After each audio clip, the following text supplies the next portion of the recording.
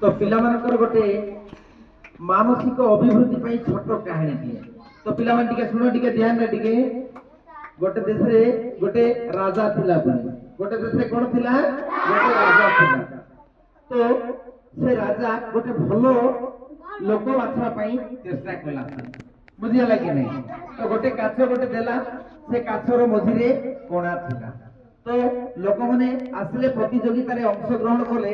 से फाटला काछरे पानी आनी करी गोटे कुटी कुंडरे भर्ती कर बोली करी कहले। अनेक लोक आसले भाभी भाभी पळेले। तो किछि लोक चेष्टा करबे ना करबे नै पिला माने। तो जणे लोक थिला तो जानी छी से फाटला काछरे पानी आनी कुंडरे भर्ती करी हबो नै। तथापि से बारंबार दिन सारा प्रयास करिछि। तो प्रयास कला भितरे कोन हिछि से काछटा तळे पड़ी गला। आ से काछ संगरे हीरा थिला। काछरे कोन थिला?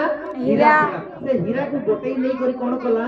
राजा पाखरे से लोकटा पहुंचैला। सेते बेले राजा निर्णय कले जे से लोकटा होछि गाँर सबठु भलो लोक बोली।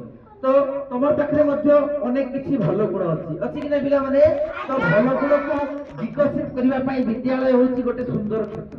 बुझिला कि नै? पिला माने तमर पई किछि भलो उपादान अणा हबो, भलो पई टिके प्रयास करा हबो, भलो हबो बोली हमें चेष्टा करबो। तो किए भलो हबो टिके?